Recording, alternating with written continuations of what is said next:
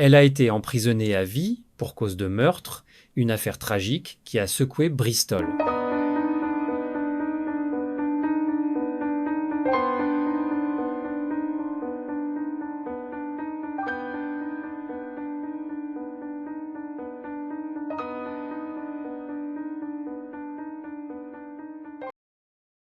Abigail White, surnommée Fake Barbie sur OnlyFans, est au cœur d'une histoire tragique de true crime.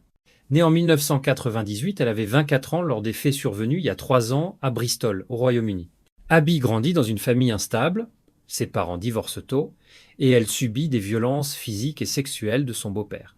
Placée en famille d'accueil, elle est ballottée d'un foyer à l'autre, ce qui alimente sa peur de l'abandon et sa colère.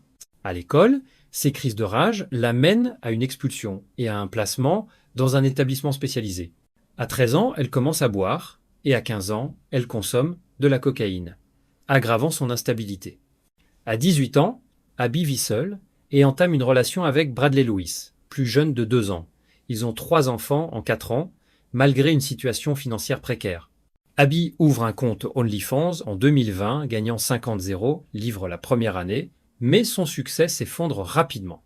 Sa relation avec Bradley devient toxique, marquée par des infidélités mutuelles, des manipulations et des accès de violence d'Abby qui poignarde Bradley à la jambe lors d'une dispute.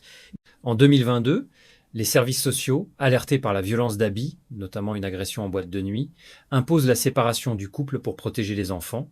Bradley retourne chez sa mère, laissant Abby seule avec les enfants, une décision controversée vu son instabilité.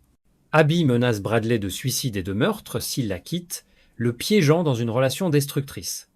Lors d'une dispute dans un pub, Abby, furieuse, provoque une scène violente. De retour chez elle, elle poignarde Bradley au cœur. Il décède malgré les efforts des secours, alerté par une voisine. Abby tente de nettoyer la scène et prétend que Bradley s'est poignardé lui-même. Lors du procès en octobre 2022, les preuves, messages menaçants, témoignages, antécédents de violence, contredisent les versions changeantes d'Abby. Reconnue coupable de meurtre intentionnel, elle est condamnée à la prison à vie, avec un minimum de 18 ans. Abby purge sa peine, continuant à faire parler d'elle en prison.